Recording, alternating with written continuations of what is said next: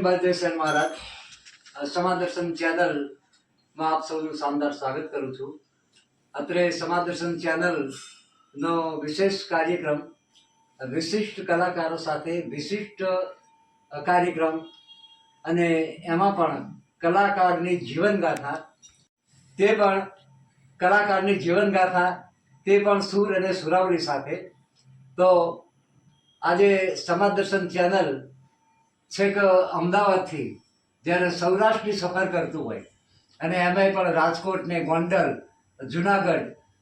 જુનાગઢ એ તો સંત સુરા અને સુરવરેલી ભૂમિ, એમાંય સાહિત્ય જુનાગઢ ને સૌરાષ્ટ્રની ધરતીમાં એવું ધરબાયેલું છે કે એને જેટલું જેટલું આપણે ખોતરીએ એટલું સાહિત્ય આ સૌરાષ્ટ્રની ધરામાંથી નીકળે છે. તો આજે સમાદર્શન ચેનલ કલાકારની જીવનગાથા એનો વિશેષ કાર્યક્રમ, કલા, સુર, સંગીત અને સાહિત્યનો એક વિશેષ કાર્યક્રમ લઈને આવી રહ્યું છે આપની લોકપ્રિય ચેનલ સમાદર્શન ચેનલ. તો આજે કલાકારના ઇન્ટરવ્યુ સેશનમાં આપણા જે કલાકારનું ઇન્ટરવ્યુ સેશન ચાલે છે એના આજે કલાકાર તરીકે આપણી ચેનલમાં મહેમાન બન્યા છે દિનેશભાઈ જોટંગિયા. આમ તો વડીલ દેખાય છે, તો એમને ખરેખર મારા ચેનલ વતી દાદા તમને ખૂબ ખૂબ પ્રણામ, નમસ્કાર અને વંદન કરું છું કે તમે અમારી ચેનલના આજના અતિથિ, અને એમાંય સૌરાષ્ટ્રનું ખમીર આજે જ્યારે આપણે ઉજળું કરવું હોય, આજે જ્યારે ગુજરાત ભરનો નાય વાળંદ સમાજ તમને આ ફલક પર જોઈ રહ્યો છે, ત્યારે ખરેખર દાદા દિલથી તમને આવકારું છું કે તમે આ ઉંમરે પણ આટલી ગાયકીમાં તમારી જે પકડ છે, જે તમારો આરાધ છે, જે તમારો રિયાઝ છે, એને તમે જાળવી રાખી છે, એ બદલ ખરેખર દિલથી વંદન, નમસ્કાર, ખૂબ તમને આવકારું છું. તો હવે દાદા આપણો નાય વાળંદ સમાજ આજે વિશેષ પ્રમાણમાં તમને નિહાળી રહ્યો છે સમાદર્શન ચેનલના માધ્યમથી. તો આજે થોડી તમારા સાથે થોડો વાર્તાલાપ બી થઈ જાય, અને આપણા સમાજને એક એવો સંદેશ મળશે કે આટલી ઉંમરે વયોવૃદ્ધ દિનેશભાઈ જોટંગિયા આમ તો મારા દાદા સમાન છે, આપણા સૌના વડીલ છે, પણ એમના પાસેથી આપણે કંઈક જાણીએ. તો દાદા પહેલા તો ફરીવાર મારી ચેનલમાં આપનું સ્વાગત કરું છું. વિશેષ હવે દાદા હું તમને તો પહેલા કહું કે તમારો પરિચય, પ્રારંભિક પરિચય તમે આપણા દર્શક મિત્રોને ટૂંકમાં આપો. તો મારું નામ દિનેશભાઈ મગનભાઈ જોટંગિયા, ગામ વેકરી, તાલુકો ગોંડલ, જિલ્લો રાજકોટ. વાહ. હાલ નિવૃત્ત, બરાબર. એસટીમાં કર્મચારી તરીકે 36 વર્ષની નોકરી બજાવી. વાહ. હાલ નિવૃત્ત, પણ ભજન મારો મેઇન વિષય. બરાબર. અને દેશી ભજનમાં આબેહૂબ વર્ષોથી વર્ણેલો છું. વર્ષોથી સારા સારા કલાકાર સાથે બેસીને ગાયેલું છે, અને એની વખાણ કરેલા છે. જ્ઞાન સરસ. ઇવન હેમંત ચૌહાણ ભાઈનું બહુ મોટું નામ છે. આજની તારીખમાં કોઈને સ્ટેજ ઉપર ન બેસવા દે, મને 2 ભજન ગૌરાવે. આ આપણી મહાનતા બસ. તો દાદા ખરેખર તમને અભિનંદન. વિશેષ તમને કહું કે આ જે સંગીત અથવા ભજન તમારામાં આ સંસ્કાર ઉતર્યા, તો ક્યાંથી ઉતર્યા, અને આની પ્રારંભિક સફર તમે કઈ રીતે કરી, એના વિશે થોડું માર્ગદર્શન આપણા સમાજને આપો તમે. મારા બાપુજી વાહ. મગનભાઈ ટપુભાઈ જોટંગિયા, બરાબર, જે સારા ભજન કરતા, સારા તબલચી હતા. એટલે આ સંસ્કાર મારા બાપ દાદાના. અને મને વર્ષોથી એક આ સંગીતનો શોખ. હું ક્યાંય શીખવા નથી ગયો, કોઈ પાસે શીખવું નથી, બસ ઓનલી ફોર આપણી મહેનત, આ દયા ઉપરવાળાની કે આવું નવું સાચવી રાખે. આ અવાજ છે મારો કાયમ માટે રહે, બસ એ પ્રાર્થના. બરાબર. જો મિત્રો, હું દરેક મારા ગયા વિડીયોમાં પણ કહું છું કે સંગીતના જે સંસ્કાર છે એ લગભગ વારસાગત હોય છે દાદા, અને વારસામાં ઉતરેલા હોય છે. તો સંગીત એ મેળવવું બહુ સહેલું કામ નથી, અને એમાંય પણ ભજન મેળવવું ખૂબ જ અઘરું છે મારા દર્શક મિત્રો. અને ભજન મેળવ્યા પછી પણ ભજનને ભજન ન રાખતા, ભજનને ઉતારવું અને એને ઘોડીને પીવું, અને પીધા પછી એને પચાવવું, દાદા બહુ મહત્વની વાત છે કે જેને ભજનને પચાવ્યું છે એ તો સત્પુરુષો અને સંત મહાત્માઓ થઈ ગયા, બાકી તો ભજન ગાતા રહી ગયા દાદા. એને પચાવવું પડે છે, ભજન કરવું પડે. ભજન, હા. હવે એમાંય પણ આજે આપણું જીવન ટકાઈ રાખવા માટે ખોરાકની જરૂર એ પડે પણ છે જરૂર દાદા. છે. એમ સંગીતને ટકાઈ રાખવા માટે રિયાઝની જરૂર પડે છે. અને એમાંય આપણો જે આત્મા છે એને પરમાત્મા સાથે જોડવો હોય તો એના માટેનું બેસ્ટ માધ્યમ છે શું? ભજન ને ભજન. ભજનનું મનન કરવાથી, ભજનને અંદર ઉતારવાથી તમારો પરમાત્મા સાથેનો લય બંધાશે, એનો તાર બંધાય છે દાદા. અને એમાંથી કંઈક હું ને તમે આપણે કંઈક મેળવી શકીએ છીએ.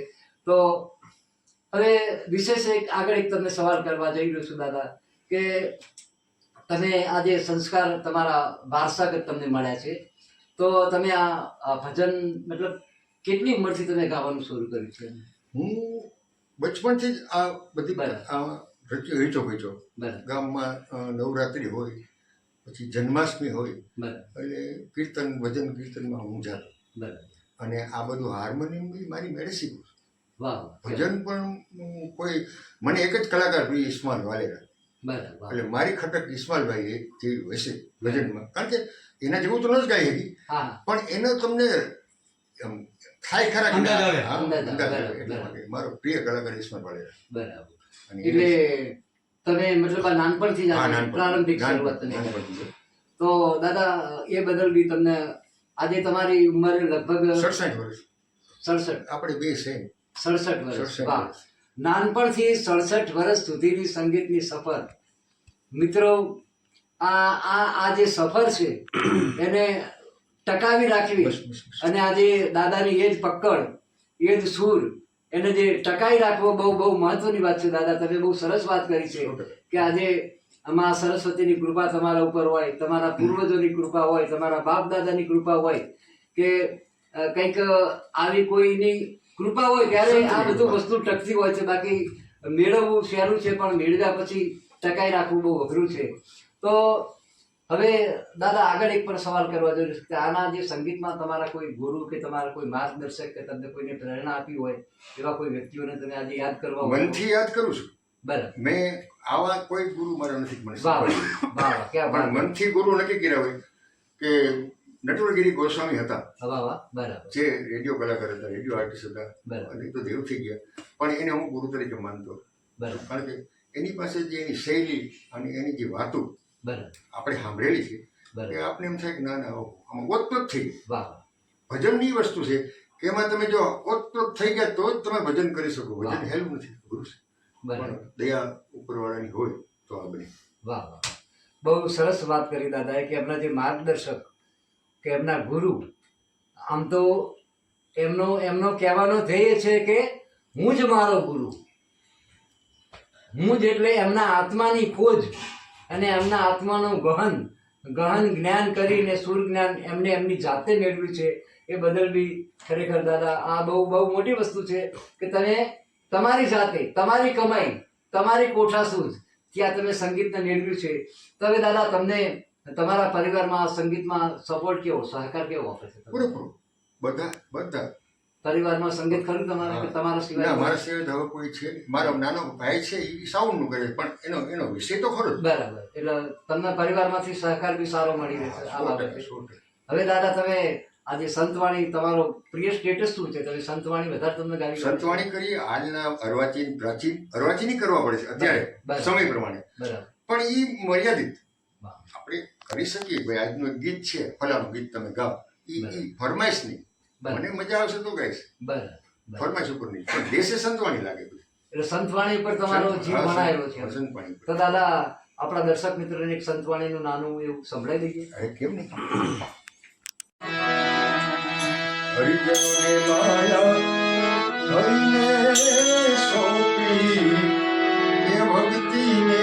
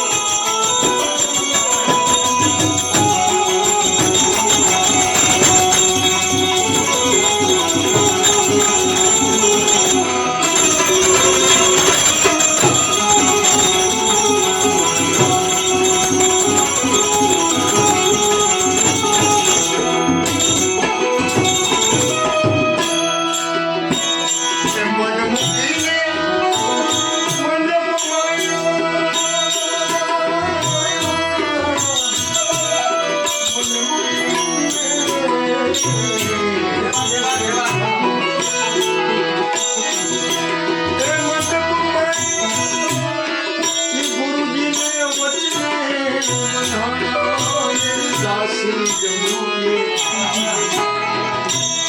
દાસી જમોને વખાણ્યો રે એ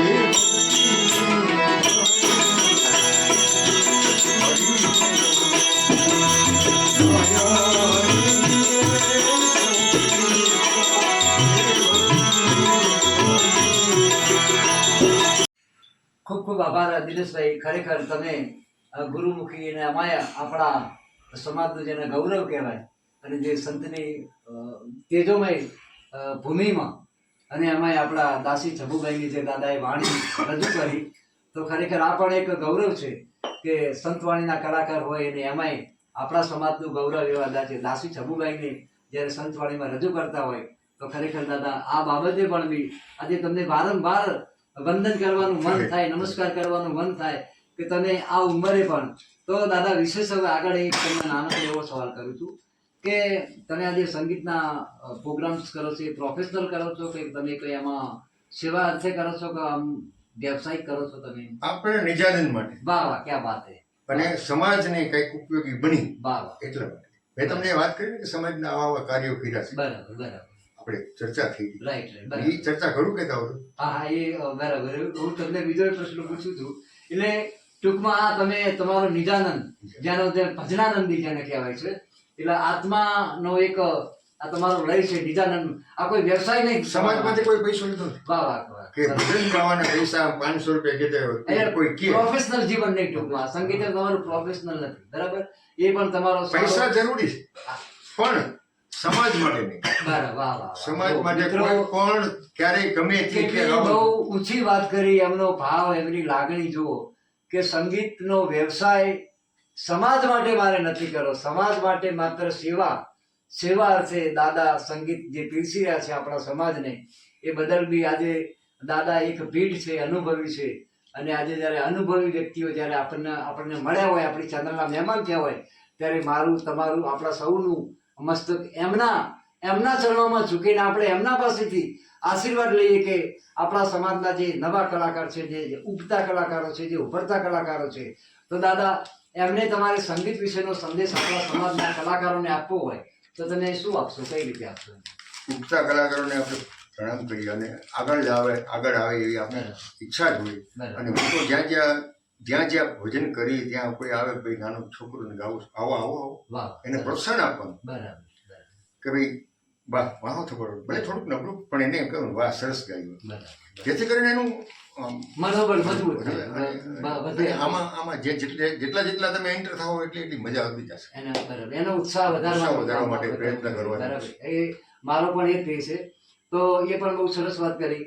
તો દાદાજી આ તમારા ઘણા તમે પ્રોગ્રામો કર્યા છે, તમે ઘણા સ્ટેજમાં તમે પરફોર્મન્સ કર્યું છે અને ઘણા નામાંકિત કલાકારો સાથે બી તમે કામ કર્યા છે. અથવા તમારા સ્ટેજમાં નામાંકિત કલાકારો આવ્યા છે, એવું પણ બનવા જેવું છે. તો એવા કલાકારો જે તમારા યાદીમાં હોય એમના વિશે આપણે થોડો પ્રકાશ પાડો તો દર્શક મિત્રોને થોડું. મારા ખાસ જીગરદાર મિત્ર નિરંજનભાઈ પંડ્યા. વાહ વાહ, ક્યાં વાત છે. જે અવારનવાર અમે હાથે સંગત ભજનો કર્યા, ખૂબ કર્યા. પણ આ છેલ્લા 5 વર્ષથી હું બ્રેક લાગી ગયો એક્સિડન્ટને કારણે. પણ મજા એવું હેમંતભાઈ ખૂબ મજા કરી. હેમંત ચૌહાણ પછી નટવરગીરી ગોસ્વામી જેવા નામ દીધું તમને. બાપુ એવો અમીર માણા તો મેં જોયો નથી. આવો અમીર માણા નીતિ વિજી હોટલમાં બેનું બેસણું, રોજના એ વખતે 100 રૂપિયા ચાનો ખર્ચો થતો, 100 ચા. આવો અમીર દાતાર હોય. આપણે એને ગુરુ તરીકે માનતો એટલા માટે.